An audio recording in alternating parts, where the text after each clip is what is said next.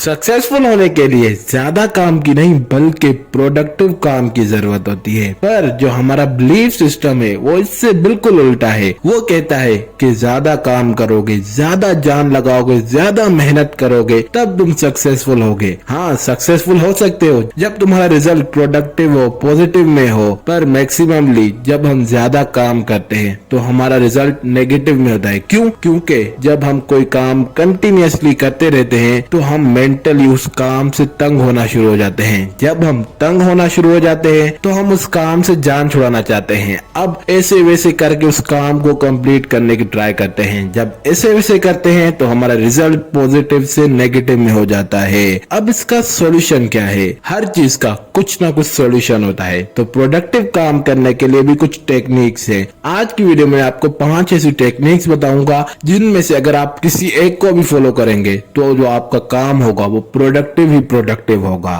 तो आइए शुरू करते हैं आज की वीडियो को। सबसे पहले प्रोडक्टिव काम आपको करना क्यों है? क्यों? ये आपको सबसे पहले अपना वाई क्लियर करना है। क्यों करना है? ताकि मेरी ग्रोथ हो, ताकि मैं सक्सेस के रास्ते पर चल सकूं। जब तक आप अपना वाई क्लियर नहीं करेंगे कि मुझे क्यों प्रोडक्टिव काम करना है, तब तक आप प्रोडक्टिव काम नहीं कर सकते। तो हमेशा जब भी कोई काम स्टार्ट करें तो उससे पहले अपना वाई फाइंड करें कि मुझे ये काम क्यों करना है। तो आपको प्रोडक्टिव क्यों करना है? क्योंकि आपको ग्रोथ चाहिए, आपको अपनी लाइफ के अंदर सक्सेसफुल होना है। तो जो सबसे पहली टेक्निक है वो है 2 मिनट रूल। ये जो रूल है ये हमने गेटिंग थिंग्स डन बुक से लिया है। इस बुक के अंदर ऑथर प्रोडक्टिविटी के बारे में बताते हैं किस तरह हम प्रोडक्टिव हो सकते हैं। ये रूल बहुत इफेक्टिव है। क्यों? क्योंकि इस रूल के अकॉर्डिंग जो भी काम 2 मिनट के अंदर हो सकते हैं उन्हें अभी के अभी करो, चाहे कुछ भी हो। क्योंकि जब हमारे जो छोटे काम होंगे वो होना शुरू हो जाएंगे तो हमारे माइंड पर स्ट्रेस नहीं पड़ेगा, उसे टू डू लिस्ट में नहीं लिखना पड़ेगा। जैसे कि किसी ईमेल का जवाब देना है, किसी को फोन पर कॉल करनी है, डेस्क को साफ करना है, ये जो चीजें हैं ये तकरीबन 2 मिनट के अंदर हो जाती हैं। जब हम ये काम उसी वक्त करना शुरू करेंगे तो जो हमारी टू डू लिस्ट होगी वो कम बनना शुरू हो जाएगी। हम जब टू डू लिस्ट बनाने जाते हैं तो उसके अंदर A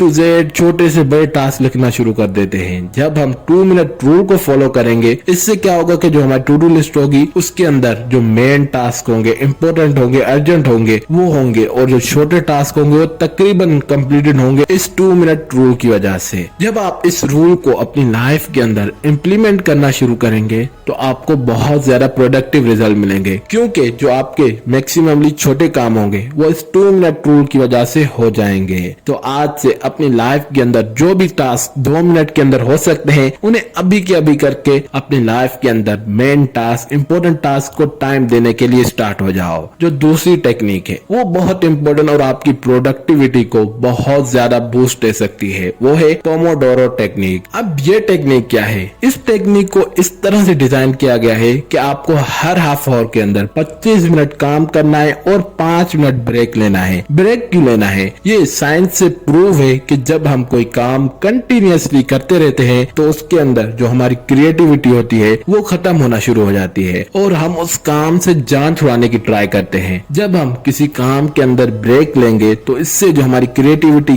जाने वाली होती है वो वापस आना शुरू हो जाती है और जो हमारा काम होता है वो और प्रोडक्टिव और एनर्जी के साथ होने की वजह से उसका जो रिजल्ट होता है वो बहुत अच्छा होता है। ये टेक्निक 100% प्रूव्ड है। जब हम हर 25 मिनट के बाद 5 मिनट का गैप लेते हैं तो इससे हमारा माइंड रिफ्रेश होता है और क्रिएटिव होकर उस काम को करने लग जाता है। इस टेक्निक को अप्लाई कैसे करना है? हर 4 पोमोडोरो गैप के बाद आपको एक 25 मिनट का या 30 मिनट का ब्रेक जरूर लेना है। ऐसे नहीं कि आपको सारा दिन 5-5 मिनट का गैप लेना, नहीं। जब आप इस पोमोडोरो के 4 सेशन बनाओगे यानी कि 2 घंटे के, तो उसके बाद आपको 15 से 20 मिनट का ब्रेक जरूर लेना है। इस 15 से 20 मिनट के अंदर आप कुछ खा सकते हो, अपने आप को रिलैक्स कर सकते हो, रिफ्रेश कर सकते हो। इससे क्या होगा कि जो आपके 4 सेशन अगले होने वाले हैं उसके अंदर आप और क्रिएटिव और रिफ्रेश होकर और एनर्जेटिक होकर काम करोगे। करोगे। ये जो टेक्निक है ये बहुत प्रूव और बहुत बड़ा रिजल्ट देने वाली है। तो अपनी लाइफ के अंदर इस टेक्निक को जरूर एक बार ट्राई कीजिएगा। जो हमारी तीसरी टेक्निक है वो है 80-20 रूल, पेरेटोस प्रिंसिपल। ये आपने रूल सुना होगा कि जो भी हमारी लाइफ के अंदर होता है वो 20% इंसिडेंट की वजह से होता है, या फिर जो बिजनेसेस होते हैं उनके अंदर 20% प्रोडक्ट ऐसे होते हैं जो उस कंपनी को 80% प्रॉफिट देते हैं, और जो बाकी 80% होते हैं वो कंपनी को टोटल 20% देते हैं। अब ये डेटा बहुत सारी जगहों पर प्रूव्ड है और ये रिसर्च भी बताती है कि जो 80-20 का रूल है वो हमारी लाइफ के अंदर बहुत बड़ा रोल प्ले करता है। अब आप कहेंगे कि इससे हमारी प्रोडक्टिविटी का क्या, कि हमारी लाइफ के अंदर हम जो टास्क करते हैं उसके अंदर भी ये रूल बहुत बड़ा रोल प्ले करता है। वो कैसे, कि कुछ हम ऐसे टास्क करते हैं जो हमें एक्स्ट्रा ऑर्डिनरी रिजल्ट देते हैं, और कुछ ऐसे टास्क होते हैं जो बहुत ज्यादा होते हैं पर उससे हमें रिजल्ट सिर्फ एवरेज मिल रहा होता है। अगर आप अपने टास्क की लिस्ट बनाएंगे जहां से आपको कुछ फायदा हो रहा है तो आपको भी 80-20 का इफेक्ट वहां पर मिलेगा। कुछ ऐसे टास्क होंगे जो एक्सीलेंट से एक्सीलेंट परफॉर्म कर रहे हैं, और कुछ ऐसे टास्क होंगे जहां पर आपने एफर्ट पूरी डाली है पर फिर भी वो एवरेज है। अब आपको इस रूल को अप्लाई कैसे करना है, जो आपके रिजल्ट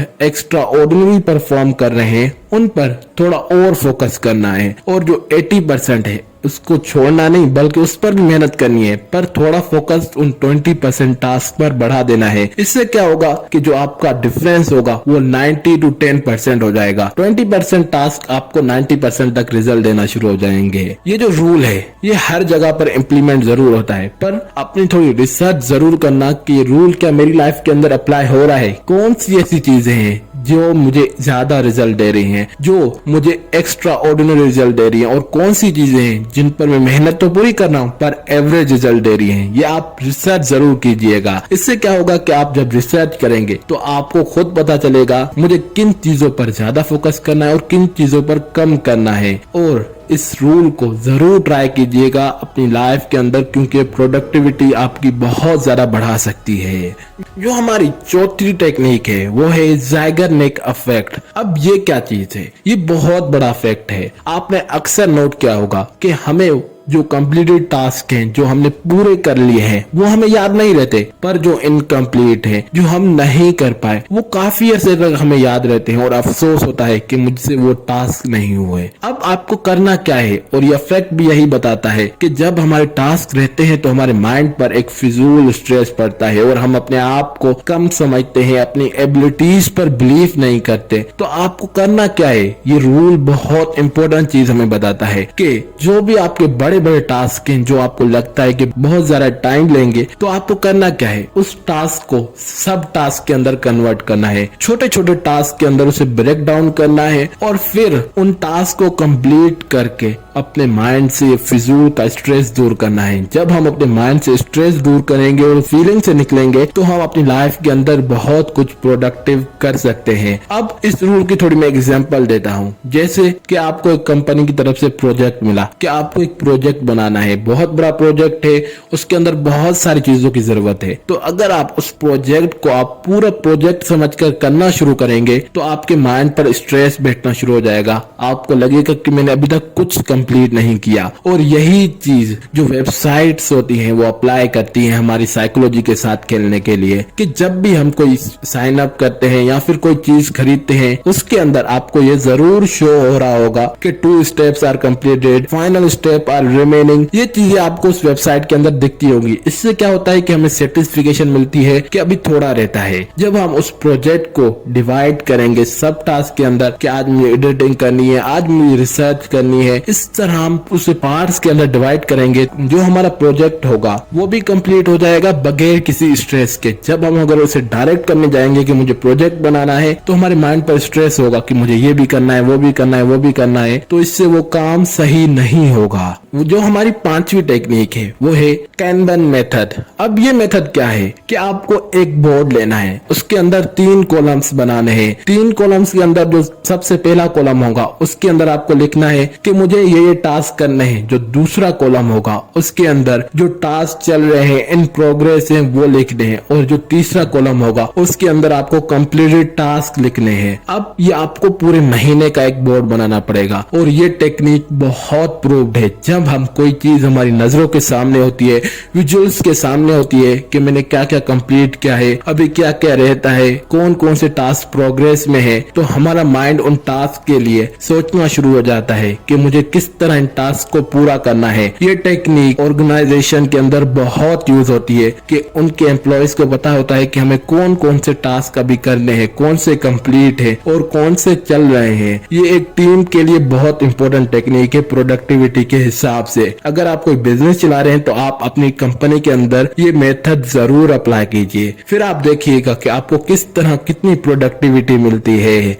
और ये आप अकेले भी अप्लाई कर सकते हैं। अपने घर के अंदर, अपने ऑफिस के अंदर एक बोर्ड लगा लें जहां पर आप अपने पूरे मंथली टास्क लिख लें कि मुझे डेली क्या क्या करना है, कौन से प्रोग्रेस में है और कौन से कंप्लीटेड है। इससे आपको बहुत ज्यादा हेल्प मिलेगी और आपकी प्रोडक्टिविटी भी बहुत ज्यादा बूस्ट होगी। इन 5 टेक्निक्स में से जो भी आप फॉलो करें उसे कमेंट जरूर कीजिएगा।